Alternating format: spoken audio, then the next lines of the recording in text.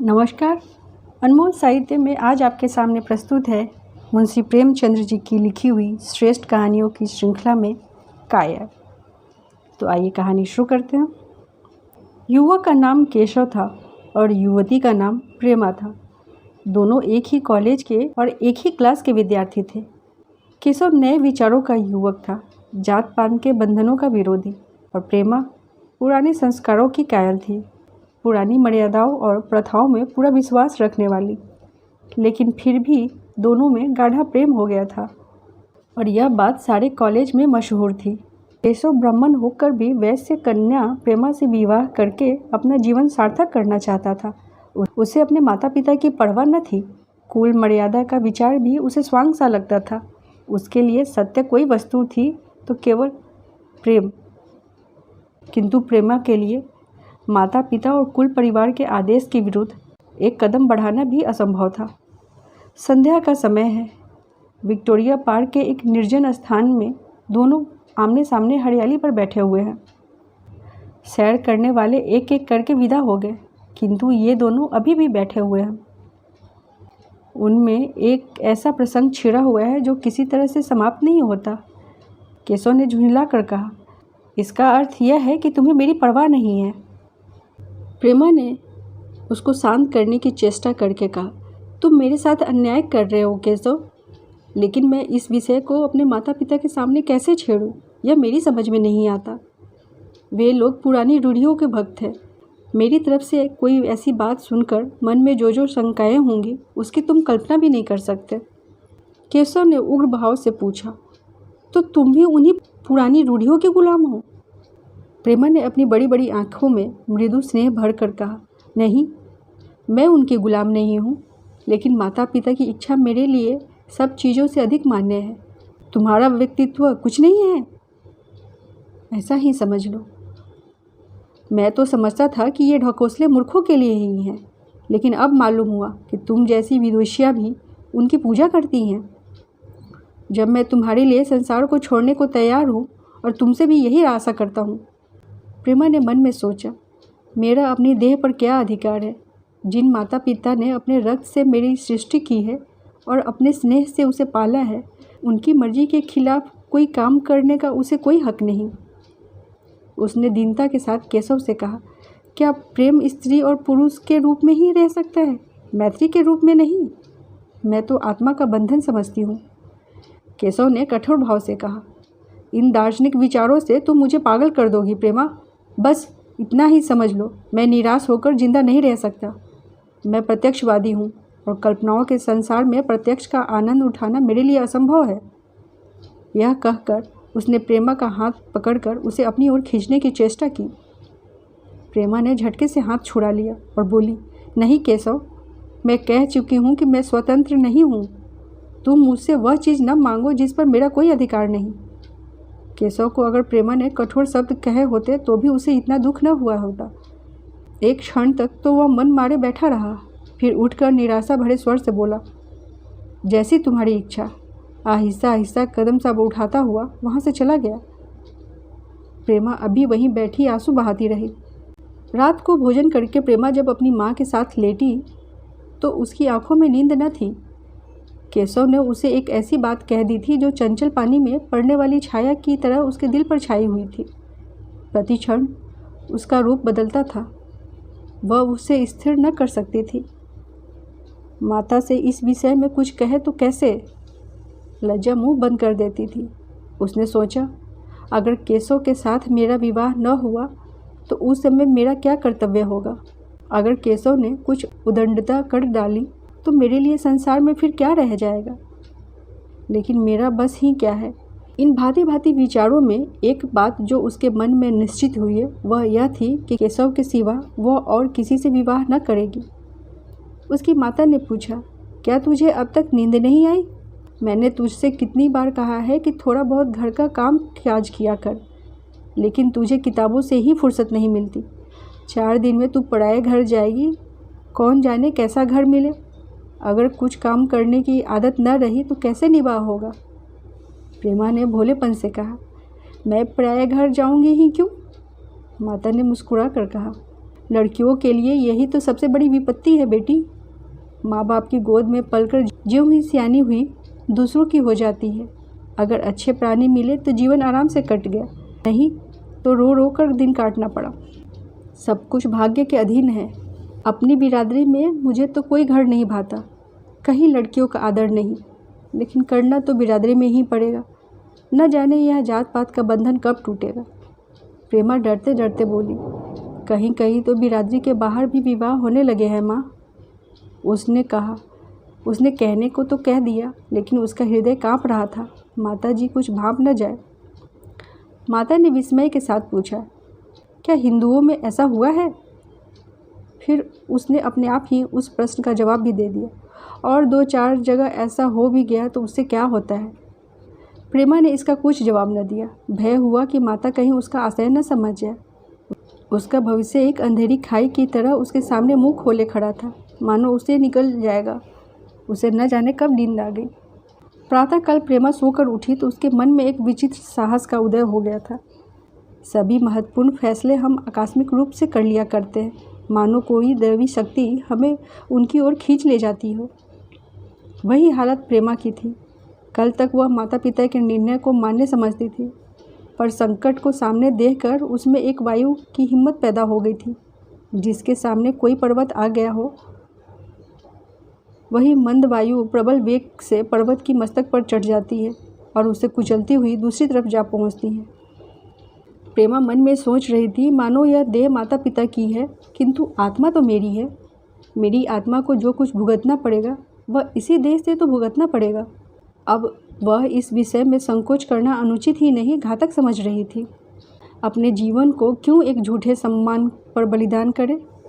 उसने सोचा, विवाह का आधार अगर प्रेम न हो तो वह देह का विक्रय है।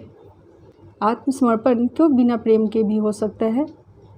इस कल्पना से कि न जाने किस अपरिचित युवक से उसका विवाह हो जाएगा, उसका हृदय विद्रोह कर उठा।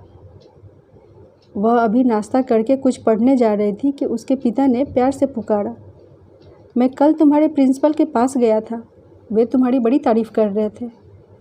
प्रेमा ने सरल भाव से कहा, आप तो यूँ ही कहा करते हैं। नहीं, सच। यह कहते हुए उन्होंने अपनी मेज़ की दराज खोली और मखमली चौखटों पर जड़ी हुई एक तस्वीर निकालकर उसे दिखाते हुए बोले, यह लड़का ICS के इम्तिहान में प्रथम आया है। इसका नाम तो तुमने सुना होगा। बूढ़े पिता ने ऐसी भूमिका बांध दी थी कि माँ उनका आशय न समझ सकी, लेकिन प्रेमा भाप गई। उनका मन तीर की भांति लक्ष्य पर जा पहुँचा। उसने बिना तस्वीर की ओर देखे हुए कहा, नहीं, मैंने तो उसका नाम नहीं सुना। पिता ने बनावटी आश्चर्य से कहा, क्या तुमने उसका नाम नहीं सुना? आज के दैनिक पत्र में उसका चित्र और जीवन वृत्तांत छपा है। प्रेमा ने रुखाई से जवाब दिया, होगा, मगर मैं तो उस परीक्षा का कोई महत्व नहीं समझती। मैं तो समझती हूँ कि जो लोग इस परीक्षा में बैठते हैं वे पल्ले सिरे के स्वार्थी होते हैं। आखिर उनका उद्देश्य इसके सिवा और क्या होता है कि वह अपने गरीब निर्धन दलित भाइयों पर शासन करे और खूब धन संचय करे। यह तो जीवन का कोई ऊंचा उद्देश्य नहीं है। इस आपत्ति में जलन थी, अन्याय था, निर्दयता थी। पिताजी ने समझा प्रेमा यह बखान सुनकर लट्टू हो जाएगी। यह जवाब सुनकर तीखे स्वर में बोले, तो ऐसी बातें कर रही है जैसे तेरे लिए धन और अधिकार का कोई मूल्य ही नहीं है। प्रेमा ने ढिठाई से कहा, हाँ, मैं तो इसका मूल्य नहीं समझती। मैं तो आदमी में त्याग देखती हूँ। मैं ऐसे युवकों को जानती हूँ जिन्हें यह पद जबरदस्ती भी दिया जाए तो उसे न स्वीकार करेंगे। पिता ने उपहास के ढंग से कहा, यह तो आज मैंने नई बात सुनी। मैं तो देखता हूँ कि छोटी छोटी नौकरियों के लिए लोग मारे मारे फिरते हैं। मैं जरा उस लड़के की सूरत देखना चाहता हूँ जिसमें इतना त्याग हो। मैं तो उसकी पूजा करूँगा। शायद किसी दूसरे अवसर पर यह शब्द सुनकर प्रेमा लज्जा से सिर झुका लेती, पर इस समय उसकी दशा उस सिपाही की सी थी जिसके पीछे गहरी खाई हो और आगे बढ़ने के सिवा उसके लिए और कोई मार्ग न था।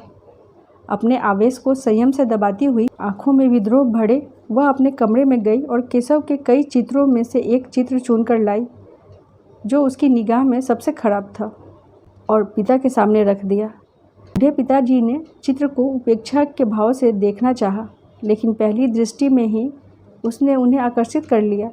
ऊंचा कद था और दुर्बल होने पर भी उसका गठन स्वास्थ्य और संयम का परिचय दे रहा था।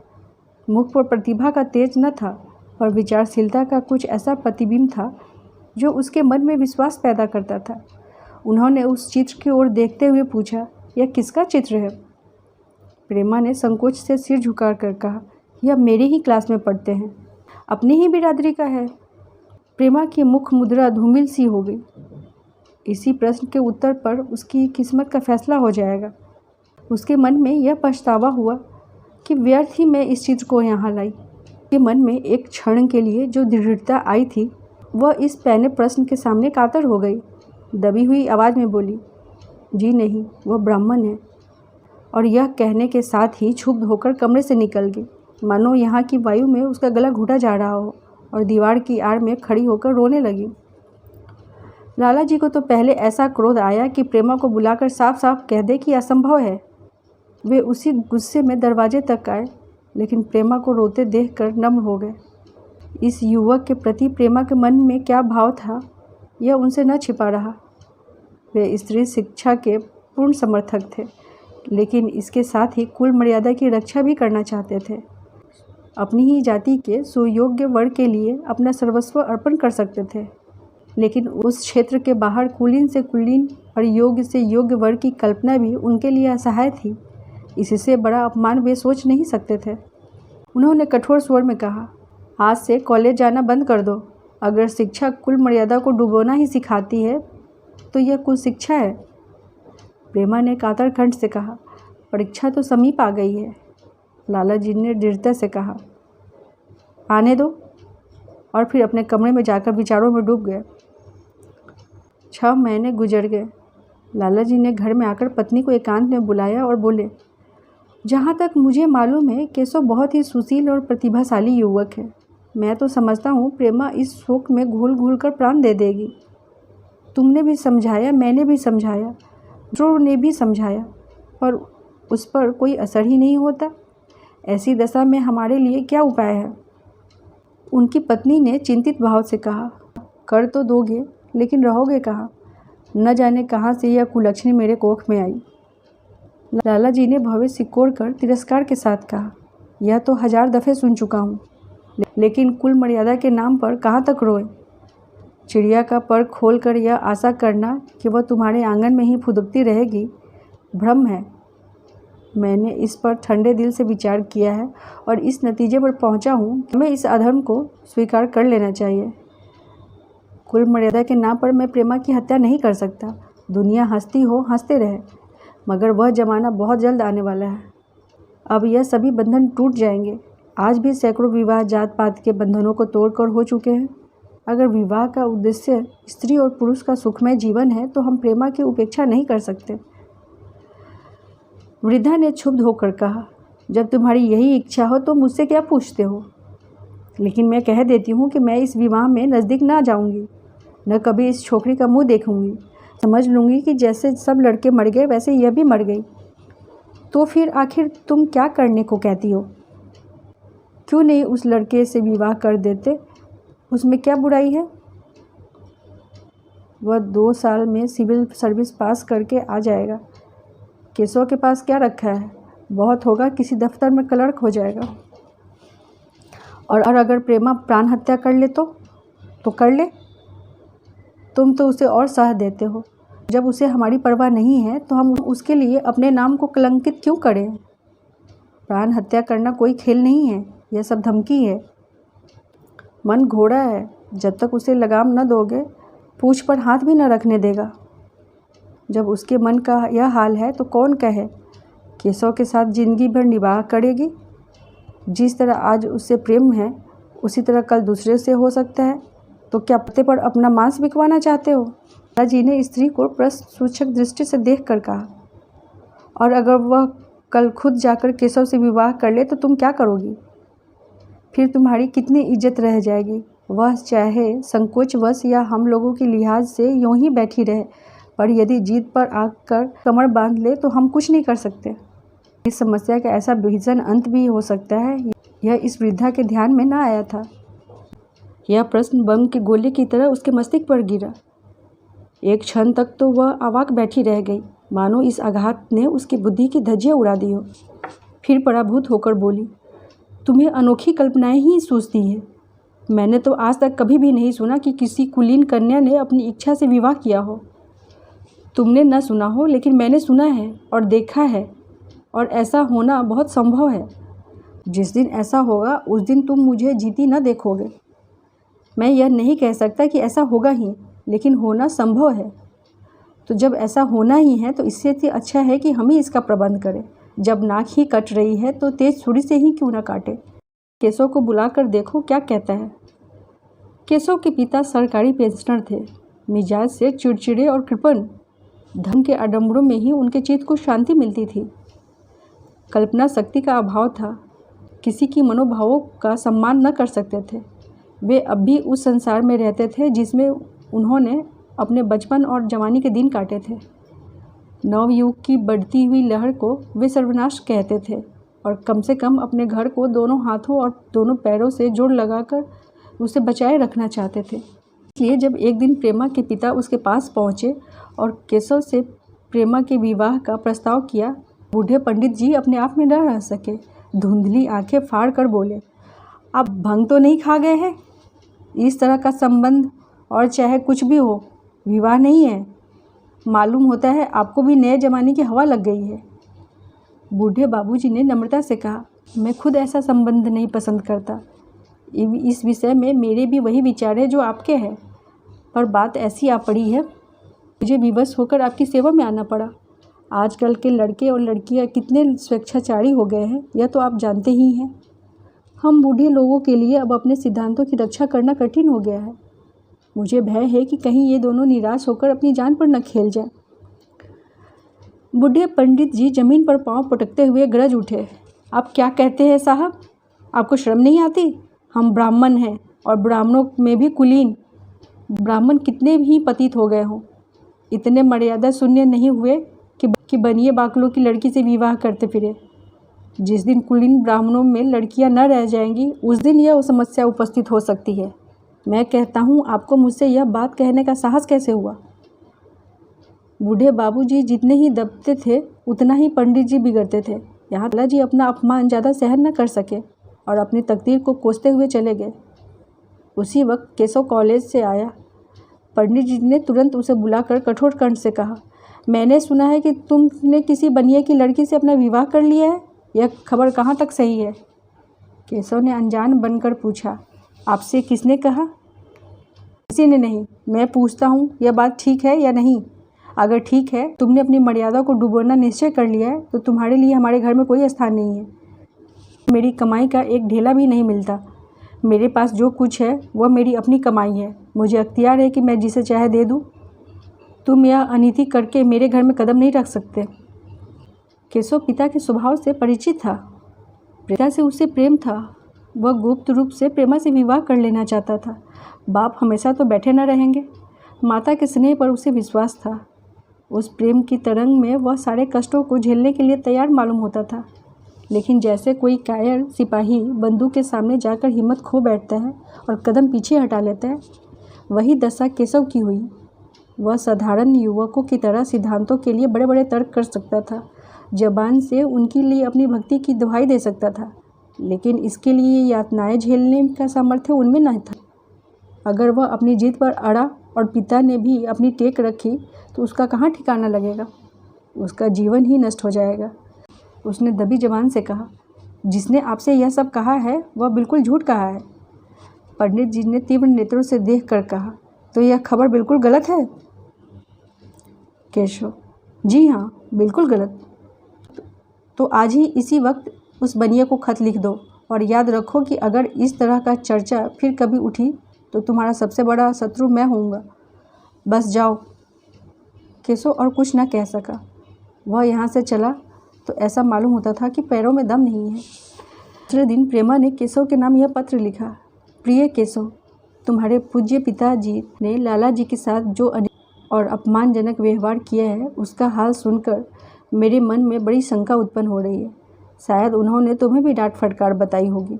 ऐसी दशा में मैं तुम्हारा निश्चय सुनने के लिए विकल हो रही हूँ। मेरे साथ हर तरह का कष्ट झेलने को तैयार हूँ। मुझे तुम्हारे पिताजी की संपत्ति का मोह नहीं है।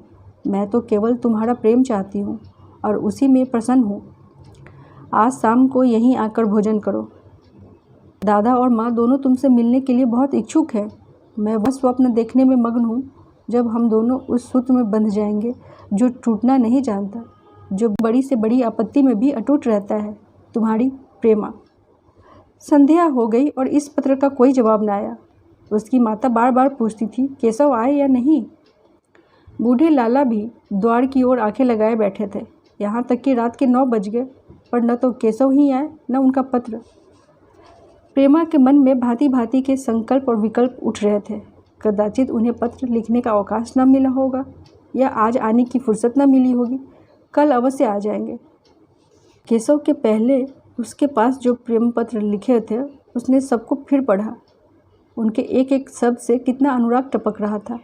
उनमें कितना कंपन था, कितनी विकलता, कितनी तीव्र आकांक्षा। फिर उसे केशव के वे वाक्य याद आए जो उसने सैकड़ों बार कहे थे। कितनी बार वह उसके सामने रोया था। इतने प्रमाणों के होते हुए निराशा के लिए स्थान कहाँ था। मगर फिर भी सारी रात उसका मन सूली पे टंगा रहा। प्रातःकाल केशव का जवाब आया। प्रेमा ने कांपते हुए हाथों से पत्र लेकर पढ़ा। पत्र हाथ से गिर गया। ऐसा जान पड़ा मानो उसकी देह का रक्त स्थिर हो गया हो। लिखा था, मैं संकट में हूँ, तुम्हें क्या जवाब दूँ। मैंने इधर इस समस्या पर खूब ठंडे दिल से विचार किया है और इस नतीजे पर पहुँचा हूँ कि वर्तमान दशाओं में मेरे लिए पिता की आज्ञा की उपेक्षा करना दुस्साह है। मुझे कायर न समझना। मैं स्वार्थी भी नहीं हूँ, लेकिन मेरे सामने जो बाधाएं हैं उन पर विजय पाने की शक्ति मुझ में नहीं है। पुरानी बातों को भूल जाओ। उस समय मैंने इन बाधाओं की कल्पना न की थी।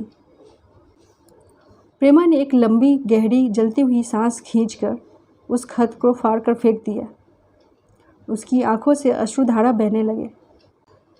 जिस केशव को उसने अपने अंतःकरण से वर्ण लिया था वह इतना निष्ठुर हो जाएगा, इसकी उसने रत्ती भर भी आशा न की थी।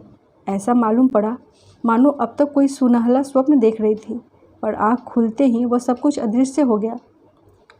जीवन में जब आशा ही लुप्त हो गई तो अब अंधकार के सिवा और क्या रहा। अपने हृदय की सारी संपत्ति लगाकर उसने एक नाव लदवाई थी। वह नाव जलमग्न हो गई। अब दूसरी नाव कौन वहाँ से लदवाए। अगर वह नाव टूटी है तो उसके साथ वह भी डूब जाएगी। माता ने पूछा, क्या केशव का पत्र है। मैंने भूमि की ओर ताकते हुए कहा, हाँ, उनकी तबीयत अच्छी नहीं है। इसके सिवा वह और क्या कहे। केशव की निष्ठुरता और बेवफाई का समाचार कहकर लज्जित होने का साहस उसमें न था। दिन भर वह घर के काम धंधों में लगी रही, मानो उसे कोई चिंता ही नहीं। रात को उसने सबको भोजन कराया, खुद भी भोजन किया और बड़ी देर तक हारमोनियम पर गाती रही। मगर सवेरा हुआ तो उसके कमरे में उसकी लाश पड़ी हुई थी। प्रभात की सुनहरी किरणें उसके पीले मुख को जीवन की आभा प्रदान कर रही थी। धन्यवाद। अभी आप सुन रहे थे मुंशी प्रेमचंद्र जी की लिखी हुई कहानी काया। साथियों, कहानी पसंद आए तो वीडियो को लाइक और चैनल को सब्सक्राइब करना ना भूलें। साथ ही बेल आइकन भी ज़रूर दबाएं। तो मिलते हैं फिर एक नई कहानी के साथ। तब तक के लिए नमस्कार।